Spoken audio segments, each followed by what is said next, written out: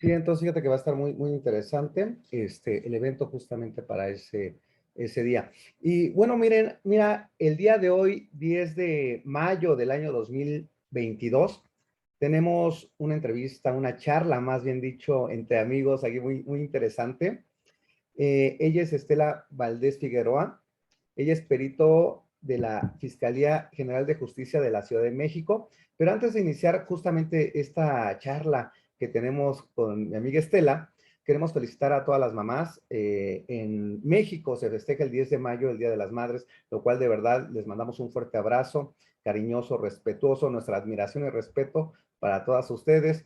Sabemos que en este momento, aún cuando es el Día de las Madres, muchas mamás están trabajando de comerciantes, en el campo, en la casa, en el servicio público, posiblemente algunas que no tuvieron la dicha de tener el día y que están de guardia y demás, que sabemos que obviamente ustedes forman la parte más importante de nuestras vidas como hijos. Muchas gracias para las mamis todavía que están aquí terrenalmente y para las mamis que están ya en otro lugar, pues de verdad, ojalá que lleguen nuestras vibras, que llegue también nuestras oraciones para todas ellas.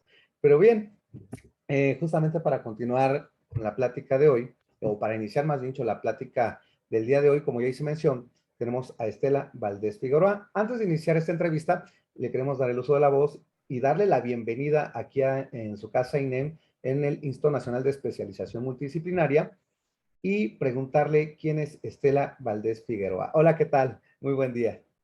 Hola, muy buenos días. Soy Estela Valdés Figueroa, soy perito en genética. Tengo 25 años trabajando en la Fiscalía de la Ciudad de México. Mi área es genética, soy perito de ADN, soy perito de campo, emito dictámenes, informes, así dependiendo el caso y el asunto. Tiene 9 meses que terminé felizmente la carrera de Derecho también.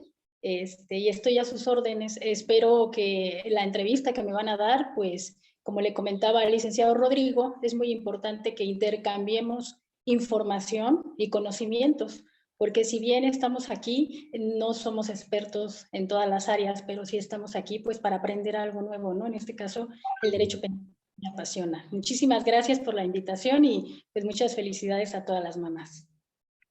Muchas gracias, Estela. Pues bien, como lo mencionas,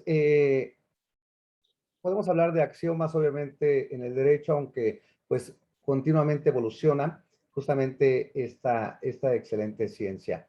Y bien, eh, para poder iniciar, vamos a hacer mención sobre una introducción justamente sobre genética forense. Hablamos que la genética forense se define el uso de ciertas técnicas empleadas en genética para la identificación de los individuos en base del análisis del ADN.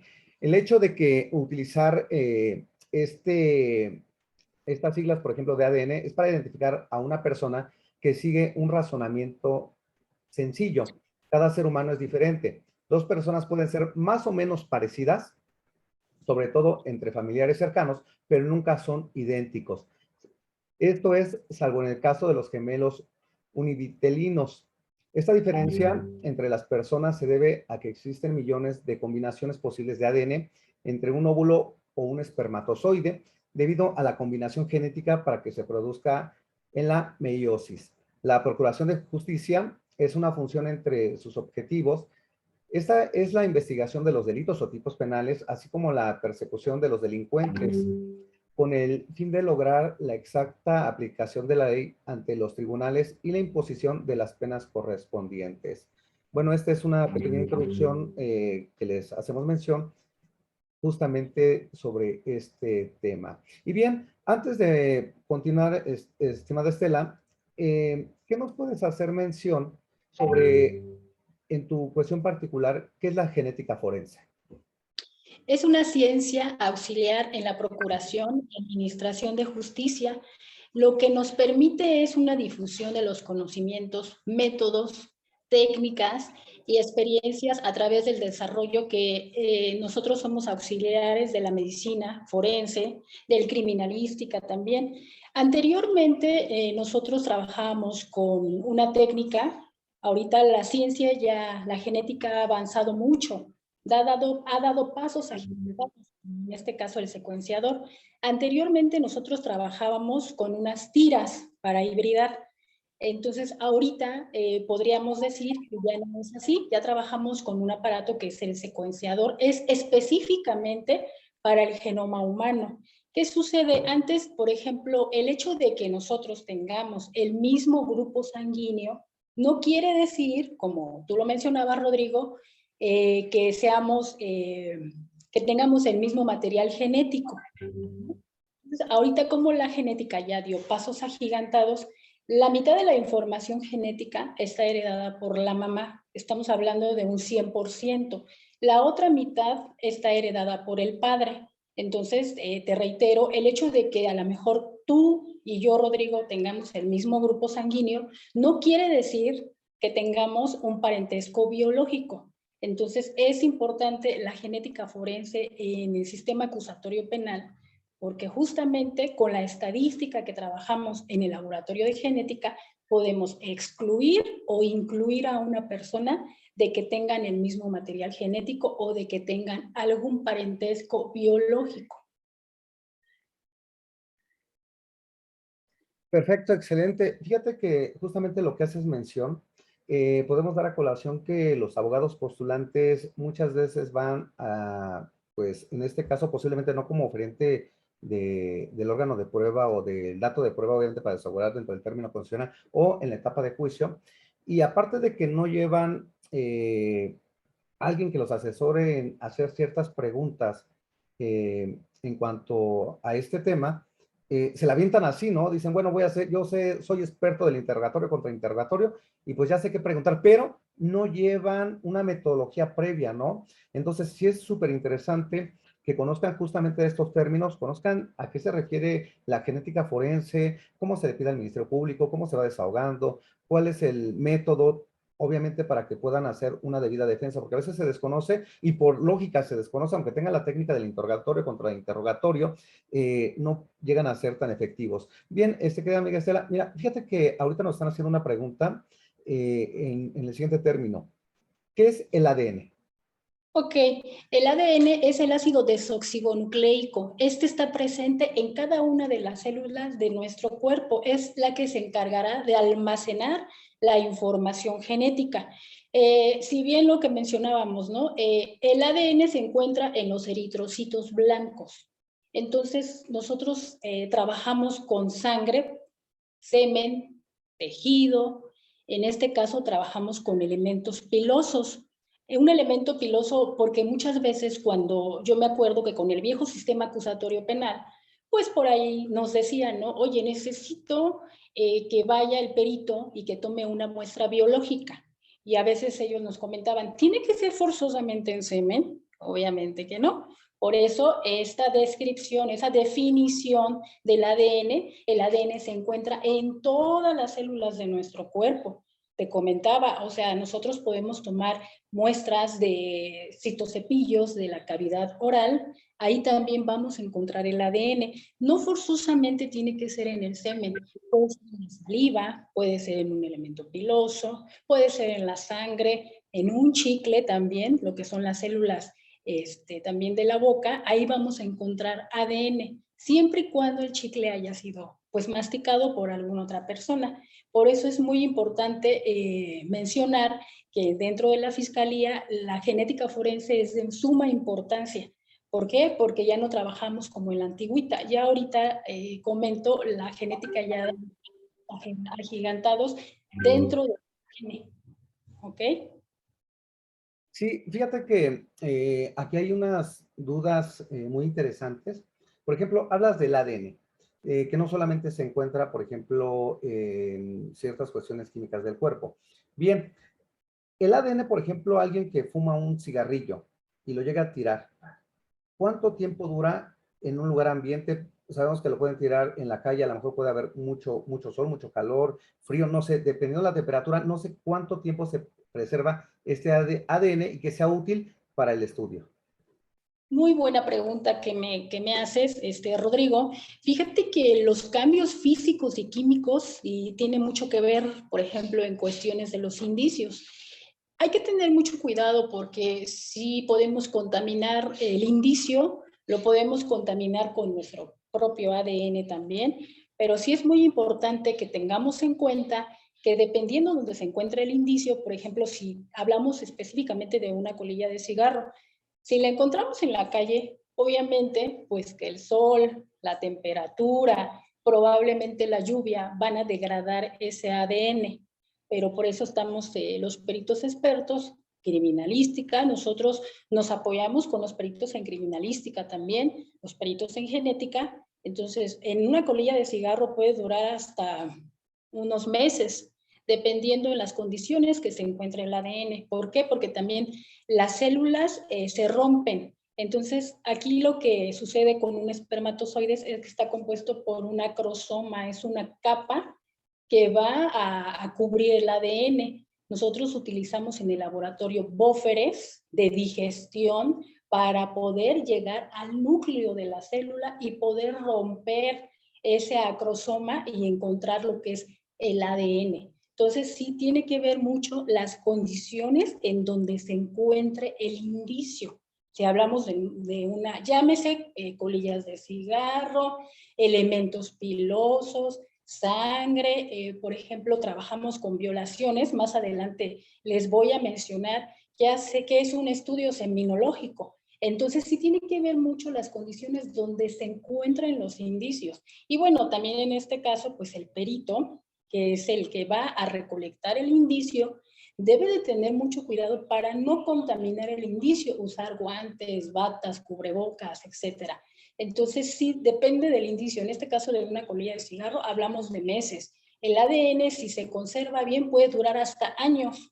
Si hablamos de una muestra de sangre, también puede durar años. Nosotros en el laboratorio utilizamos unas tiras, ahí colocamos la sangre, que son FTAs, que están cubiertas de celulosa. En este caso, ¿qué van a hacer esas FTAs? Van a cuidar nuestro ADN para que no se degrade, si hablamos de saliva o hablamos de una gota de sangre. Nosotros ya no tomamos muestra de sangre. ¿Por qué? Porque también no podemos molestar a las personas, va en contra de los derechos humanos. Entonces, lo que utilizamos es un citocepillo, en este caso, y lo colocamos en FTA para no, lo menos que puedas tú picar a una persona, ¿no? Porque tampoco está permitido. Ok, entonces, en concreto, la respuesta es que puede durar varios meses, siempre y cuando obviamente lo tengan preservado ustedes. Pero si se encuentra, por ejemplo, en la calle, que dicen, oye, ¿sabes qué? Es que la persona que posiblemente cometió el tipo penal, estaba fumando un cigarro y lo tiró y tiene 10 minutos ahí en la calle, ¿cuánto tiempo se puede preservar su ADN de esa colilla en el piso? O sea, mientras que ustedes llegan a poder recolectarlo. Mira, aquí por eso es muy importante, bueno, llega el primer respondiente, que ese es en la escena del crimen, llega el perito en crimen, tienen que acordonar el lugar para los indicios, pero sí, dependiendo, ¿no? Tenemos una cuantificación, porque muchas veces nos comentan, o sea, no te puedo decir exactamente el tiempo, ¿no? O sea, por ejemplo, en sangre, sí, FTA puede durar la sangre muchos años. Por ejemplo, si hablamos, me había tocado un asunto de una chica que la habían violado en una estética. O sea, fue por cavidad oral. Entonces entra el tipo, le pide que un corte de cabello, posteriormente le pone cópula en la boca, entonces eyacula, entonces en la silla, ella con un algodón recolecta ese semen y lo deja que se seque. Llega perito en criminalística, le dice que lo que sucedió, posteriormente el perito en criminalística hace la cadena de custodia, nos envía la cadena de custodia con el indicio y entonces puede durar muchísimo tiempo, incluso hasta años. Entonces sí se logró obtener un perfil genético, pero a veces, ojo, el hecho de que una chica no haya sido violada no quiere decir que tenemos que obtener un perfil genético. ¿Por qué?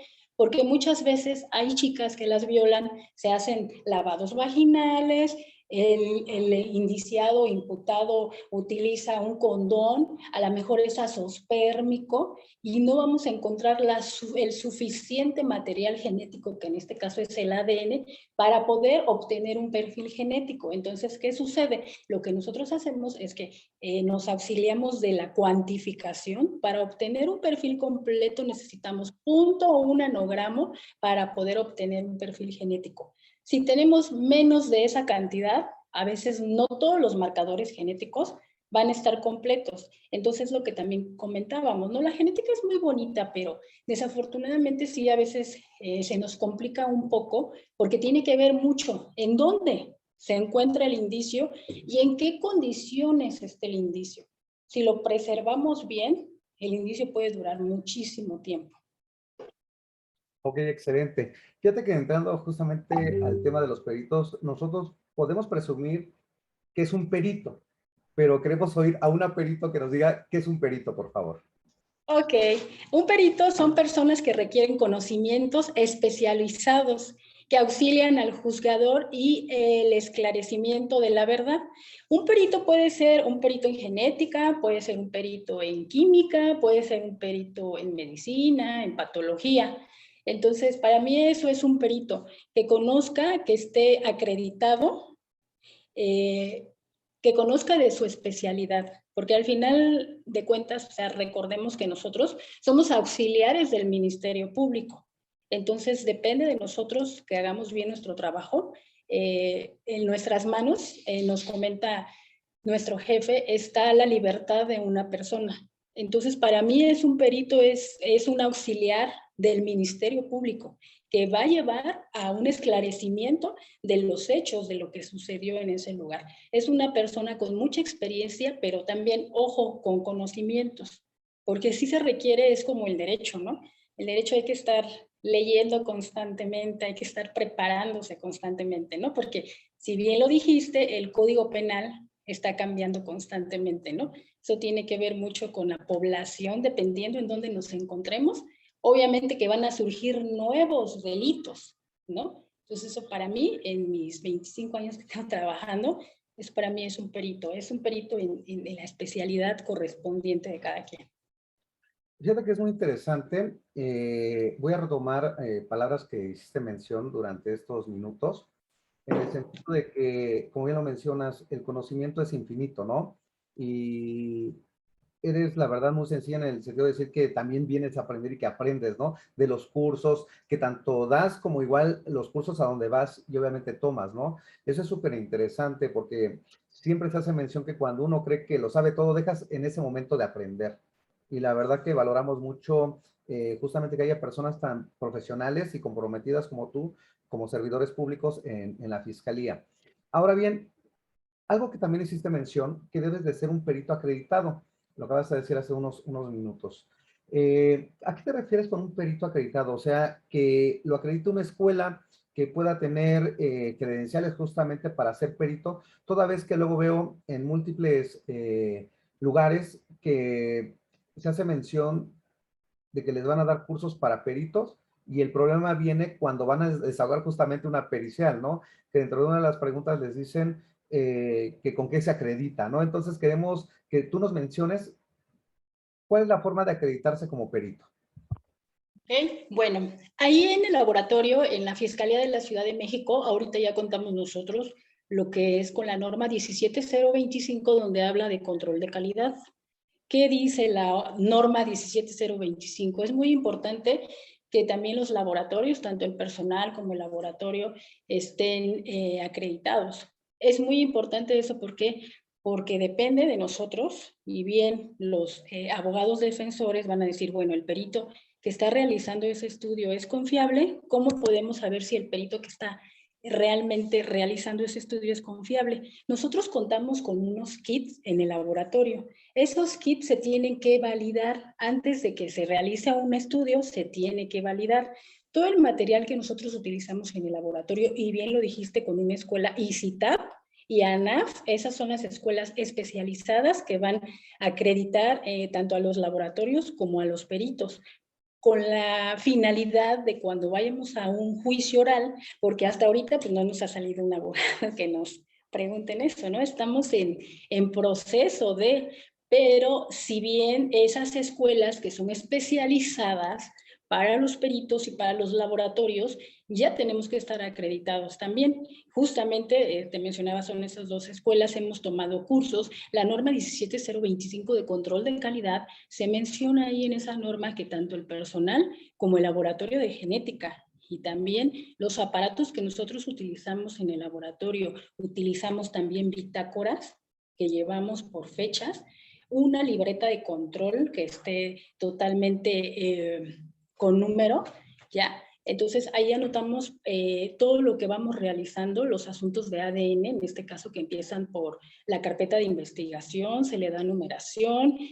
Sí, quiero mencionar, porque sí es importante que sepan tanto los fiscales, los ministerios públicos, los que ya están litigando, cómo trabaja el laboratorio de genética. Eso es muy importante, porque realmente hay muchas cuestiones que a lo mejor a mí como perito se me van o viceversa, pero el hecho de ser perito no te exime de una responsabilidad jurídica y legal.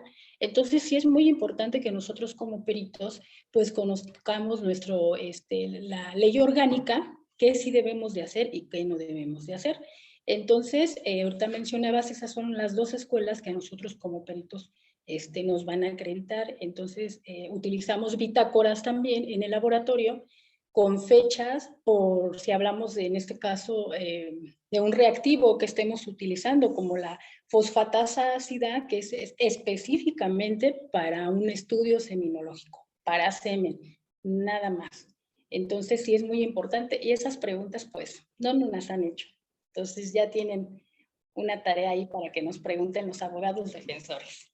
Sí, no, fíjate que es súper interesante. De hecho, es lo que ya habíamos platicado cerca de un mes, un poco más. De hecho, esta entrevista ya la habíamos organizado desde ese tiempo aproximadamente, pero también los vamos a invitar toda vez que el día 9 de julio, Estela estará interviniendo justamente en el Congreso procesal que vamos a tener para festejar el Día del Abogado. Va a ser totalmente gratuito, salvo que ustedes requieran constancia. Esta será impresa y enviada a su despacho o domicilio dentro de la República Mexicana, y asimismo los videos que les vamos a hacer llegar vía electrónica. Vamos a tener 9 ponentes, servidores públicos como Estela, jueces del Estado de México y también de la Defensoría Pública Federal y abogados litigantes, amigos de nosotros. Fíjate que para INEM es bien interesante el saber toda esta metodología, porque bien como lo mencionas, tienes que estar acreditado. Son preguntas a lo mejor que no se hacen común y que obviamente se tendrían que hacer, ¿no? Porque imagínate, le vas a preguntar a alguien que es perito, que cree que es perito por tener un diploma y una credencial de un instituto que no está avalado, y no le haces esas preguntas, pues obviamente es súper complicadísimo, ¿no? Pero eso obviamente se va a ver en un curso que, en un taller más bien dicho práctico que va a dar mi amiga Estela para el mes de julio, posterior a lo del Día del Abogado, justamente para enseñarles estas técnicas. Sabemos que obviamente son cuestiones pedagógicas y escolares que nos comparten nuestros amigos los servidores públicos que forman parte importante del Instituto Nacional de Especialización Multidisciplinaria INEM. Amiga, hay otra pregunta en el siguiente sentido. Nos preguntan, ¿cuál es la importancia de la toma de muestra del protocolo de feminicidio? Ok, es muy importante, o sea, tu pregunta se me hace muy importante porque realmente ¿en qué consiste un protocolo de feminicidio? Nosotros nos hacen una intervención, nos habla por teléfono, vía telefónica, SIAP, para que el perito en genética intervenga. No intervenimos en personas vivas. Ojo, en estos 25 años que tengo de experiencia en la fiscalía, a veces hay ministerios públicos que están entrando y son nuevos, no saben que un perito en genética no interviene en mujeres vivas. ¿Por qué? Porque eso lo hace un perito especialista en la materia que es la médico. ¿Por qué? Porque se toman exudados de diferentes cavidades. Cavidad vaginal, oral, vulvar. seno derecho, seno izquierdo, se hace con la finalidad de encontrar semen en esas cavidades. Por ejemplo, ¿en qué consiste un protocolo de feminicidio? Nos hacen un llamado telefónico a nosotros o por un sistema vía SIAP, donde el Ministerio Público gira un oficio. En ese oficio él está solicitando que se intervenga perito en genética para el protocolo de feminicidio, pero solo se hace en transvestis. Ya nos han pedido ese protocolo, que también pues ahí entramos como en controversia, ¿no? Porque hemos encontrado con mujeres, hombres que están operados, tienen senos, pero siguen teniendo pues un pene. Entonces a veces sí nos solicitan todo ese protocolo de feminicidio y pues tenemos que acudir. ¿En qué consiste? Nosotros tomamos ese protocolo en diferentes cavidades, hacemos nuestra cadena de custodia, lo mandamos o lo enviamos junto con nosotros al laboratorio de genética, y ahí que vamos a encontrar específicamente semen en esas cavidades. En las mamas vamos a encontrar amilasa salival, porque es muy importante que el perito en genética intervenga para un protocolo de feminicidio, porque vamos a descartar si la chica fue violada o no fue violada. Hemos encontrado en esas cavidades, por ejemplo, en el seno derecho o seno izquierdo, mordidas o sugilaciones. Yo como perito en genética, yo no puedo decir que es una mordida. ¿Por qué? Porque ya me han mandado a hablar en los juicios orales y lo que tú mencionabas, ¿no? Cada quien en el área. No puedo decir si era mordida porque entonces en un juicio oral a mí me van a preguntar que diga la perito en genética si eso es una mordida. Yo no puedo decir si era una mordida porque no soy médico. No me corresponde a mí, no está en mi competencia. Lo que sí puedo decir es que si el estudio sale positivo, voy a obtener un resultado positivo para el semen, y para lo que es la amilasa salival, se va a obtener un perfil genético, y cuando se encuentre al indiciado o imputado, obviamente que nosotros, con el consentimiento del Ministerio Público, vamos a tomar una muestra para hacer la confronta genética. Entonces, ahí podemos decir o descartar si una persona estuvo o no vinculada con el hecho. Entonces, por eso es de suma importancia que se pida el protocolo de feminicidio, pero ojo, nada más para las mujeres muertas o hombres, en este caso, que nos piden la muestra de toma de referencia, porque hay muchos desaparecidos. Ahorita ustedes saben que en feminicidio pues, está ya como muy de moda, perdón que lo diga así con esa palabra, pero sí tenemos muchos asuntos de feminicidios, ¿no? Y bueno, también hay que ver que no todos son feminicidios. A veces hay mujeres que mueren en su casa y pues ya están activando el protocolo de feminicidio, pues porque así no recuerdo qué artículo, pero lo menciona, ¿no? Por el simple hecho de ser mujeres, se les tiene que hacer, estamos obligados a hacer lo que es el protocolo de feminicidio, ¿vale? Ok, fíjate que ese tema es muy sensible, como bien lo mencionas, y obviamente sabemos el actuar de los peritos que deben de ser muy profesionales. Vienen también, el protocolo está normado, ¿no? Un servidor público no puede actuar, perdón, por apreciación subjetiva. Obviamente ya vienen los pasos a seguir. No es lo mismo que como un ciudadano que no es servidor público. En el derecho, uno de los principios generales dicen que lo que no está prohibido está permitido, pero para los servidores públicos no. O sea, ellos sí tienen tasado lo que tienen que hacer. Eso no opera para ustedes como servidor público, como lo acabas de mencionar, obviamente dentro de estos protocolos. Pero bien, el tema que justamente iba a señalar es del feminicidio. Hablaste hace rato sobre la genética para recabar indicios, o obviamente les llevan los indicios para que los puedan analizar. Por ejemplo, ahorita desgraciadamente la ola de feminicidios está totalmente números que no son permisibles. Es más, ni uno solo, ¿no? Ni uno solo. Pero bueno, se está superando todo esto. En este sentido, una persona que, vamos a hablarlo de esta forma, que la hayan incinerado, la hayan prendido fuego, o que la hayan puesto, no sé, sobre una alberca, o sea, que se haya mojado totalmente. ¿Se puede tener todavía material genético viable para poder estudiarlo, o con eso se desaparece y deja de tener buenos elementos para que ustedes puedan estudiar algún material genético? Muy buena pregunta. De una agresión, sí. Sí, mira, si estamos hablando para una agresión, porque ojo, hay que ver, E incluso a mí me han pedido la intervención para que yo realice el protocolo de feminicidio en una mujer que estuvo en aguas negras. Entonces ya está en estado de putrefacción, de saponificación en genética, en el área química. Obviamente que, fíjate, esa pregunta que me haces es muy buena. ¿Por qué? Porque a veces nosotros decimos, híjole, y el Ministerio Público está solicitando para semen, ojo, solo para semen, pero hay mujeres que están desaparecidas y nos pide el Ministerio Público que intervenga genética para que se le tome una muestra y se haga la confronta genética por si aparecen posteriormente los papás, en este caso la mamá o el papá, hablamos de padre e hijo, ¿no? Entonces, ahorita me acordé que ¿qué es el feminicidio? Es un asesinato de una mujer por el simple hecho de serlo. Lo menciona el artículo 325, ya me acordé, del Código Penal Federal, que el que comete el delito de un feminicidio es el quien priva de la vida a una mujer simplemente por razones de género.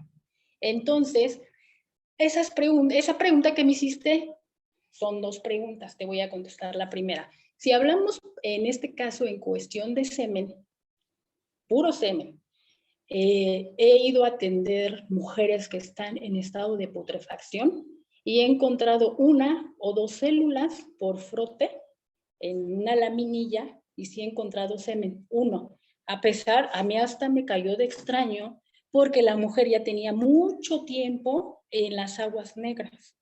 Entonces, hay ocasiones, pero te reitero, tenemos la cuantificación. Ahora que sea lo del día del abogado, pues voy a presentar algunas diapositivas y ahí vamos a hablar de lo que es la cuantificación. ¿Por qué? Porque muchas veces el proceso de genética es muy tardado. Nos aventamos para una prueba de paternidad hasta 2 o 3 días. Cuando ya es urgente, pues te tienes que dedicar nada más a ese asunto. Pero es muy raro que lleguemos a encontrar semen en una cavidad vaginal por los hongos y bacterias que van degradando el ADN, en este caso en las aguas negras, ¿no? Sí ha pasado, he encontrado una sola célula, pero no podemos obtener un perfil genético. Con respecto a que te soliciten no semen, el Ministerio Público te puede solicitar la identidad de esa persona. Entonces, en este caso, sí tendríamos que esperar a que manden el cuerpo al INCIFO. No podemos intervenir nosotros como peritos en genética, hablo de mi especialidad, cuando un cuerpo está en estado de putrefacción para una identidad, porque estaríamos alterando el cadáver. Tenemos que esperar hasta que realicen la necropsia y una vez que realicen la necropsia, nosotros como peritos en genética intervenimos, pero nos vamos a costilla o a cartílago, porque si bien te había comentado, de la piel no vamos a obtener ADN, porque ya el cadáver ya está en estado de putrefacción, pero nos vamos a hueso, nos vamos a cartílago, nos vamos a costilla también. En una persona quemada, me mencionabas también, nos vamos a hueso. En una persona quemada definitivamente no vamos a encontrar células espermáticas. O sea, por eso yo les reitero que, bueno, desafortunadamente he trabajado con muchas víctimas que han sido violadas vivas. Nos envían al laboratorio la prenda, en este caso un hisopo, una pantaleta que le tomó el médico forense, y pues a veces se hacen lavados vaginales y las comprendo, ¿no? Por la situación que pasaron. El cuate es azospérmico y ya no vamos a encontrar nada, ¿no? Solamente sería en esas cuestiones, porque también sí me han mencionado, por ejemplo, pues es que sí fue violada, pues sí, pero si se hizo algún lavado vaginal, el hombre utilizó condón, pues no vamos a poder encontrar ningún rastro de semen, ¿no? Pero sí, muy buena, muy interesante tus preguntas, fíjate, porque ahí ya me preguntaste en unas dos, entonces sí tiene que ver mucho dependiendo en las condiciones que se encuentre el cuerpo, ¿no? También. Sí, no, muchas gracias, al contrario, Estela. Este tema del feminicidio es muy interesante no solamente para ver cómo se llevan estos protocolos o qué es el feminicidio, también se puede ver desde un enfoque de prevención. Obviamente eso se pudiera hablar en una clase posterior que forma parte del plan justamente del que tenemos INEM con Estela, para que el mes de julio posterior a lo de el Día del Abogado se pueda retomar justamente una clase de la pericial, de los protocolos y demás en cuanto al feminicidio. Pero previo, estarías, ahorita me acaban de hacer mención las personas que amablemente nos siguen por la plataforma de Facebook Live, que es una entrevista muy interesante que agradecen enormemente a ti, Estela, y a Inem, justamente de estar en esta plataforma y que estás compartiendo tus conocimientos, pero también nos hacen mención que ojalá que a posterior pudieras dar otra entrevista es profesamente en cuanto al feminicidio. Pues déjenme hacerles mención que vamos a checar justamente y empatar con nuestra amiga Estela su agenda que está súper saturada y nosotros obviamente siempre a la orden y ojalá que se pudiera dar Estela, esta nueva entrevista en cuanto al feminicidio. Vamos a pasar a otra pregunta que amablemente nos hacen. Nos dicen que ¿cuál es el concepto del sistema de cadena de custodia? Ok, la cadena de custodia es el control y registro que se aplica en un indicio, en una evidencia, en un objeto, instrumento, descubrimiento del lugar de los hechos. El Código Nacional de Procedimientos Penales, en el artículo 227, se menciona justamente de lo que es la cadena de custodia. Es muy importante que nosotros como peritos tengamos bien clara la definición de la cadena de custodia. Si bien dentro de la cadena de custodia nosotros vamos a llevar un control y un registro de todos los indicios que nosotros estamos recolectando en el lugar de los hechos. Y una pregunta que no, sí te la voy a decir al final, que eso lo podríamos utilizar con un abogado defensor, porque ya nos ha pasado en mi experiencia que tenemos que llevar los controles de cadena de custodia al formato y que tendríamos que hacer la cadena de custodia ahí.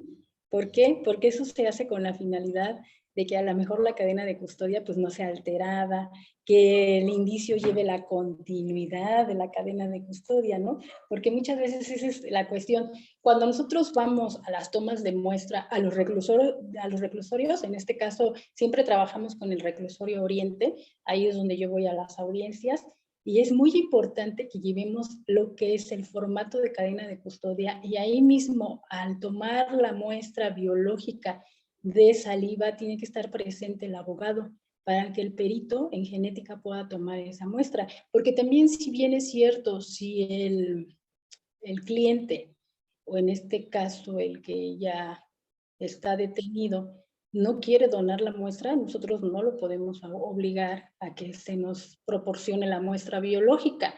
Dentro de ese formato que también nosotros llevamos, tenemos la obligación de comentarle al cliente que esté presente su abogado, obviamente, para no meternos en problemas nosotros como peritos, si está de acuerdo que se le tome esa muestra. Obviamente, pues que el juez de control es el único que lo puede obligar, ¿no? Para esa toma de muestra. Pero sí es muy importante que nosotros como peritos sepamos el concepto de cadena de custodia, ¿no? Es con lo que trabajamos día a día.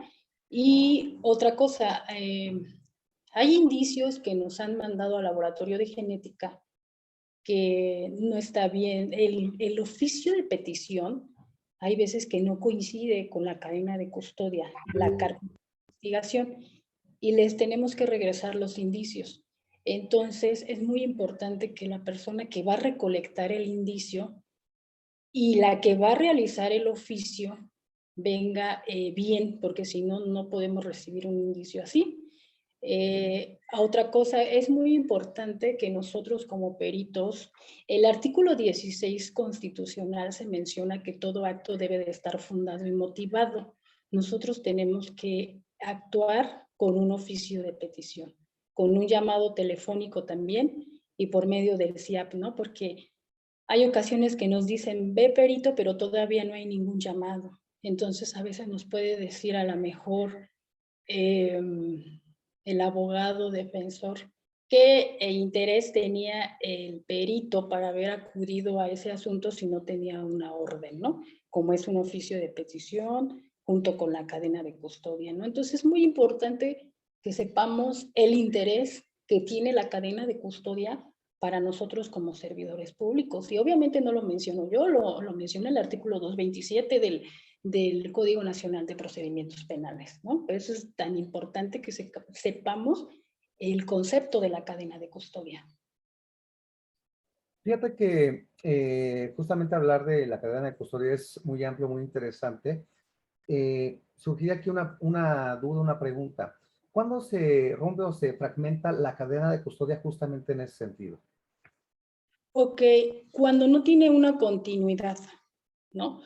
En este caso, yo siempre lo he dicho, en la Fiscalía de la Ciudad de México, me he encontrado en mi experiencia, en este tiempo que tengo, que muchas veces el cuerpo no está junto con la cadena de custodia, ¿no? Y debería de estar ahí. A veces, haz de cuenta que los hechos ocurren en GAM 4 y a veces tengo que ir a GAM 6 por la cadena de custodia. Entonces, lo ideal eh, y lo realmente, lo correcto es que la cadena de custodia esté junto con el cuerpo. Igual hay ocasiones, si hablamos de una toma de muestra, ojo, nosotros como peritos, ahí es donde se rompe la cadena de custodia. Yo voy, tomo mi muestra de cavidad oral, está el abogado presente, pero si no realizo la cadena de custodia enfrente del abogado, y en este caso de la víctima, indiciado, imputado, ahí ya, ¿cómo sabemos si esa toma de muestra que yo le estoy haciendo al cliente es la verdadera?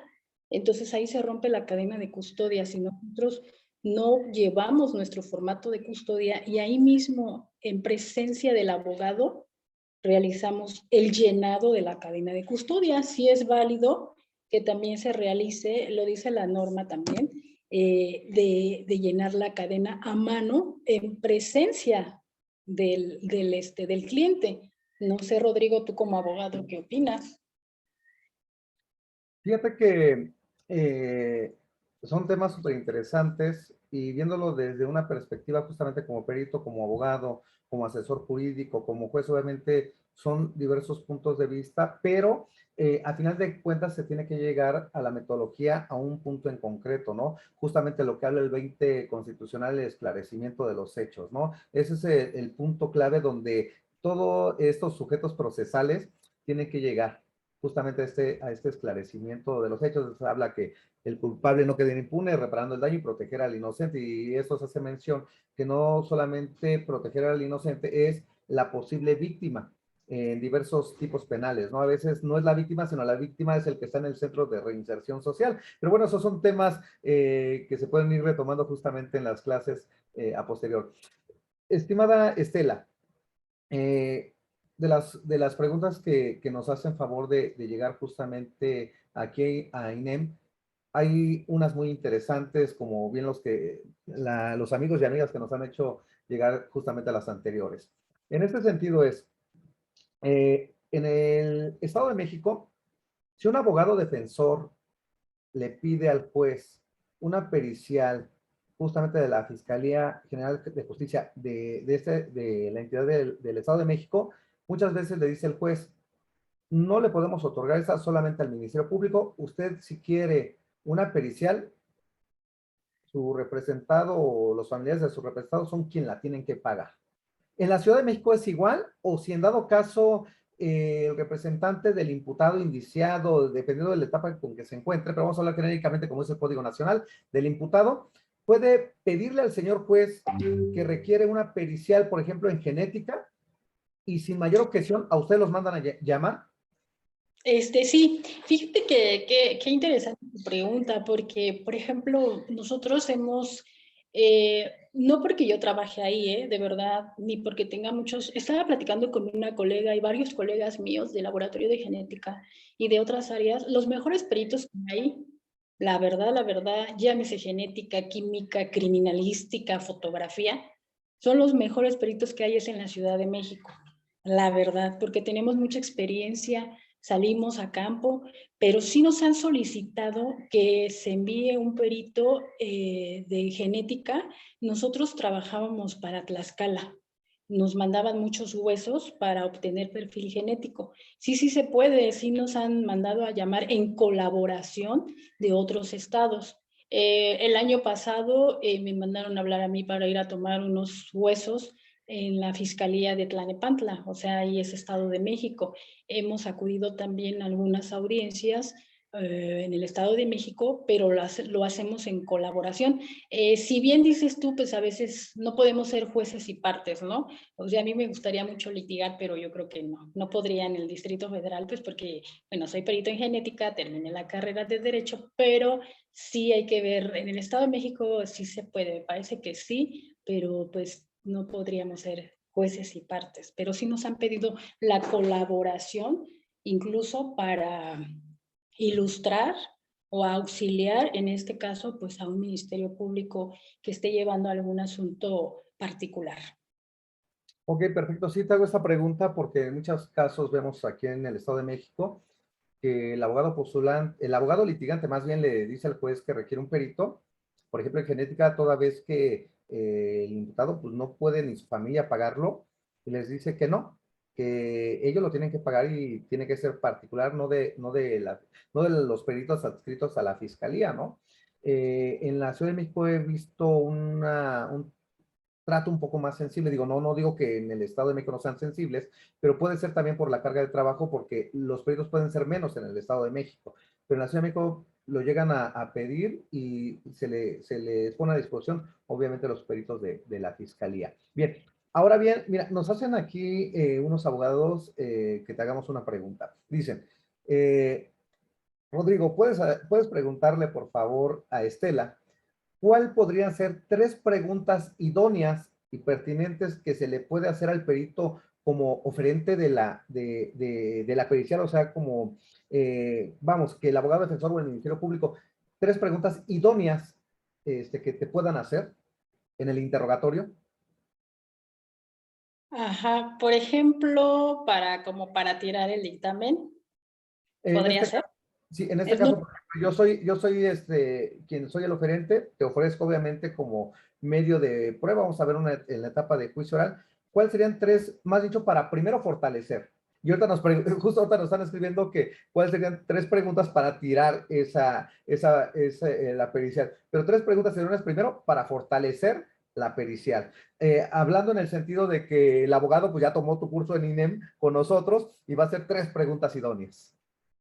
Bueno, ahorita con el nuevo sistema acusatorio penal, llevé algunos, adoro lo que es el área penal, o sea, de verdad, mil respetos, me gusta mucho el derecho penal.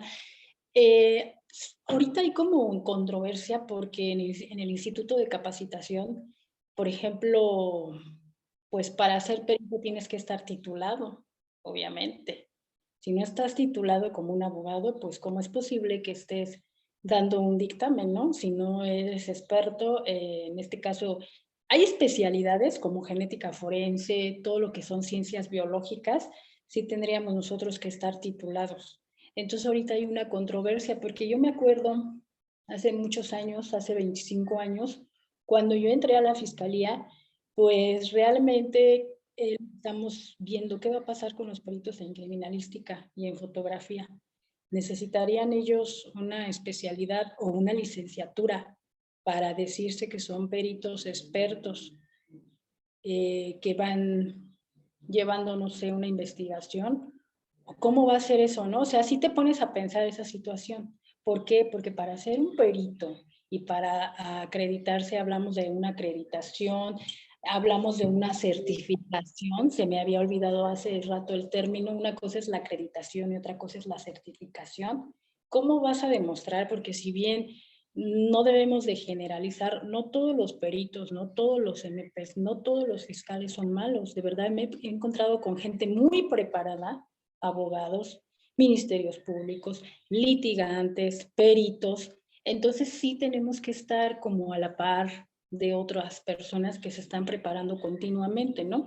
Entonces sí como que a mí me crea como cierto conflicto, ¿no? Porque a veces decimos, bueno, es lo que estábamos viendo en el Instituto de Capacitación, qué va a suceder con esos peritos que son expertos en telefonía celular. A lo mejor no necesitan un título para poder ejercer esa pericia, no sé, pero por ejemplo en genética pues sí tenemos que estar todos acreditados y contar con un título y una cédula profesional. Ok, entonces, como bien lo mencionas, dentro de una de las preguntas para fortalecer esta pericial, obviamente, ¿con qué acredita su actuar, por ejemplo, como perito, ¿no? ¿Qué certificaciones tiene? Las que tenemos, obviamente, ya en la base de datos de los abogados que litigan, ¿no? Por ende, a contrario censu, ¿no? Tendría que ser para poder, que no sea idóneo esta pericia, lo que obviamente tirar, digamos, de una forma muy coloquial de tirar esta pericial, pues también con qué lo acredita, ¿no? Y si no tiene obviamente la acreditación ni la certificación, pues podría ser obviamente un medio de prueba, un órgano de prueba, no idóneo, ¿no?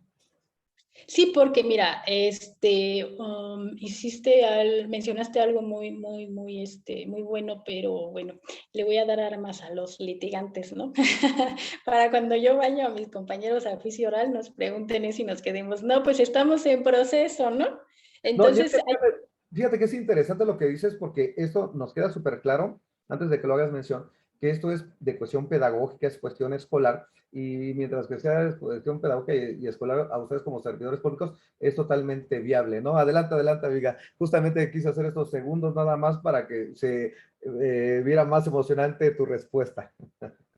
ahorita, ya donde yo estoy trabajando, el laboratorio de genética, ya hicieron un laboratorio.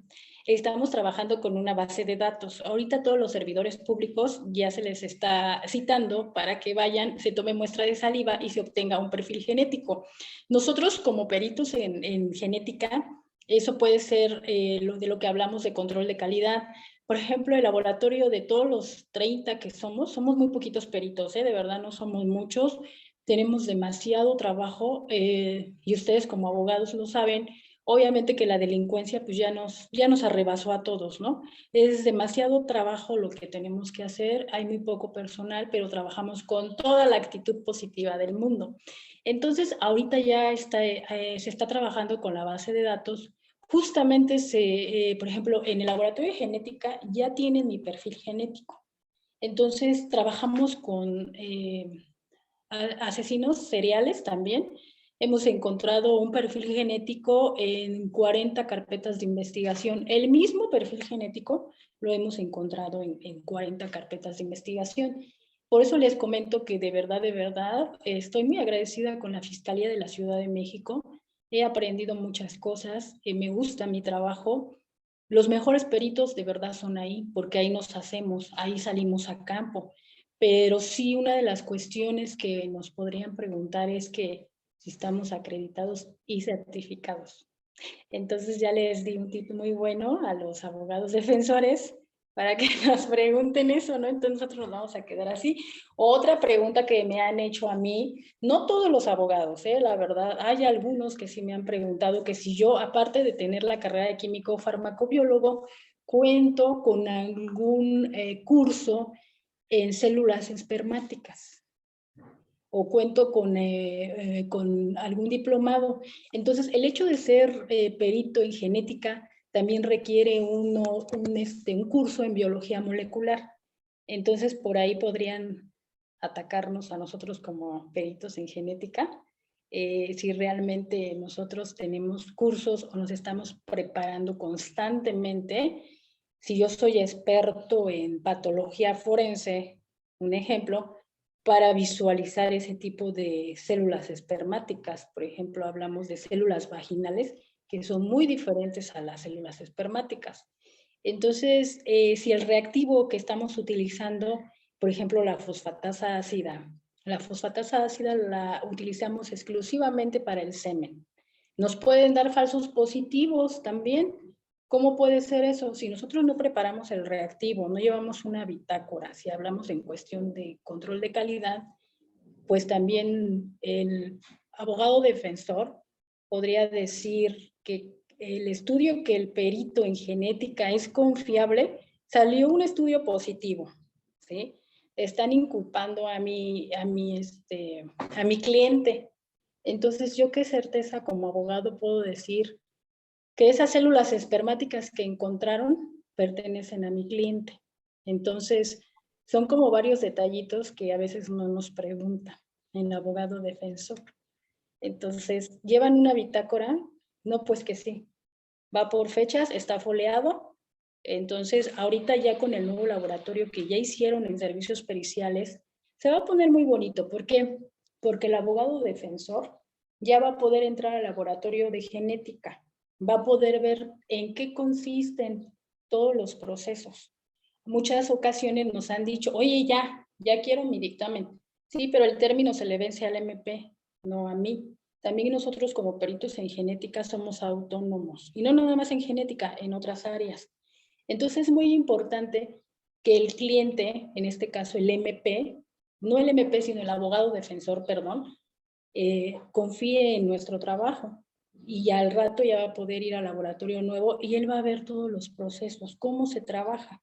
Porque pues ustedes como abogados no saben cuál es el proceso del laboratorio de genética, pero ya se les va a invitar con el nuevo laboratorio para que vean cuál es el proceso y por qué a veces en un asunto de paternidad nos podemos tardar hasta una semana. En hueso ni se diga. Obtener el perfil genético en hueso no es tan sencillo. Depende también dónde se haya encontrado el hueso. Si ya tiene muchos y muchos años en una fosa clandestina, también sí tenemos mucho problema para obtener un perfil genético de hueso. O sea, son preguntas así que no te hace el abogado defensor cuando vas a un juicio oral. O bien mencionabas, no, nunca me ha tocado en mis 25 años que tengo, cuando es junta de peritos, ¿no? Entonces contratan a un perito particular, un perito de la fiscalía, obtienes un resultado y entonces hay que debatir sobre ese resultado, ¿no? Son preguntas muy pequeñas pero, o insignificantes, pero nunca nos las hace el abogado defensor. No, y fíjate que por eso es importante esta entrevista, porque lo importante en el sistema procesal penal, llámese tradicional o llámese el acusatorio, que ambos todavía siguen vigentes, por ende el acusatorio, pero el tradicional sigue vigente todavía, pero es importante estas entrevistas, estas cápsulas jurídicas, que lejos de ser una cápsula jurídica es una entrevista, porque lo importante es compartir ese conocimiento que ustedes tienen también como servidores públicos, porque eso va a hacer que se materialice la justicia justamente, ¿no? Que también se tenga el objeto del 20 constitucional que ya hicimos mención, del esclarecimiento de los hechos, y que si efectivamente ustedes como servidores públicos que son honorables, como ya lo acabas de hacer, porque hay una formación previa, que si hacen una pregunta, a lo mejor lo idóneo es no, o desconozco, o no está en el protocolo.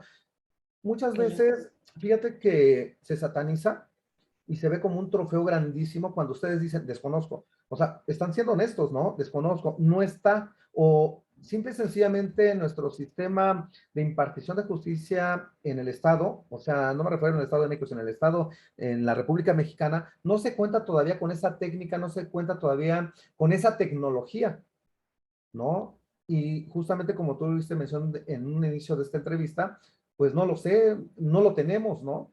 Y lejos de satanizarlo, ir obviamente sumando para que se materialice más, como ya hice mención, la justicia y el objeto del proceso penal. Querida Estela, de verdad agradecemos enormemente tu participación, el apoyo, el sumar en tu casa INEM. Deseamos que nos puedas dar otro espacio para hablar justamente sobre el feminicidio, sobre los protocolos, pero también que se vea como la prevención para ello. Yo sé que puede ser a veces un tanto muy complicado, pero que se puede compartir ese conocimiento para que las personas que lleguemos a sus hogares, a sus dispositivos, pueda servirle, como dicen, con uno que podamos evitar con estas pláticas jurídicas, ya estamos del otro lado, ya estamos pagados, ¿no? Y más también que los padres de familia hablen con sus hijas, digo, también con sus hijos, ¿no? Porque, digo, no se habla como feminicidio, sino como homicidio, pero también que se pueda prevenir este tipo penal que es atroz. Todos son atroces, ¿no? Pero más en este sentido de que, digo, ya superó totalmente todas las cuestiones que a veces pensamos que era solamente de películas. Ya está superada la realidad, ¿no? Súper superada con esas películas, pues que habla de estos temas tan delicados y tan complicados. Pues bien, querido llamado público que nos acompaña en la plataforma de Facebook Live, agradecemos enormemente que hayan estado con nosotros. Antes de darle el uso de la voz a Estela para que se pueda despedir de ustedes, y también obviamente el agradecerle, como ya hice mención de su tiempo y espacio, pues los vamos a invitar a estos eventos. El taller de audiencia de vinculación a proceso, lunes 23 de mayo, estará con nosotros Nancy Villafán Pérez, docente y litigante experta, y la cual pues le mandamos un fuerte abrazo. Muchas felicidades también por el Día de la Mamá, igual como a todas nuestras docentes que forman parte importante de INEM. También recuerden que el lunes 30 de mayo estará con nosotros el doctor Alberto Javier Sánchez Rojas, excelente abogado postulante, investigador, con el taller de elaboración de demanda de amparo en contra de una orden de aprehensión. Dentro de estos temas, inicialmente se va a hablar de qué es una tesis aislada, una jurisprudencia y cuándo es obligatoria. Recordemos también y los invitamos al curso de Derecho Procesal en la Ejecución Penal. Estará con nosotros nuestro amigo el doctor Alberto Julio Chávez Delgado, de la Defensoría Pública Federal adscrito a ejecución de sanciones. Estarán justamente esos temas. También en la página de INEM, a través de Facebook, viene el temario. También habla sobre recursos y vamos a hablar también sobre recursos en este tema. Es los jueves 9, 16 y 23 de junio. Y recuerdo donde va a estar nuestra amiga Estela, justamente en este evento gratuito del Congreso del Proceso Penal Acusatorio, impartido por jueces del Poder Judicial del Estado de México, peritos de la Fiscalía General de Justicia, obviamente mi amiga Estela, Defensoría Pública Federal y abogados litigantes. Recuerden, es 9 y 10 de julio, justamente de este año. Va a iniciar a las 10 de la mañana y concluimos a las 2 de la tarde, tanto sábado como domingo, festejando el Día del Abogado. Y bien, como ya hice mención para darle el uso de la voz y para que se despida del público que sigue a Estela, amiga, te doy el uso de la voz, por favor. Pues muchísimas gracias, de verdad estoy a tus órdenes, Rodrigo, a ti y a tu público. De verdad espero que les haya servido la entrevista que me hicieron.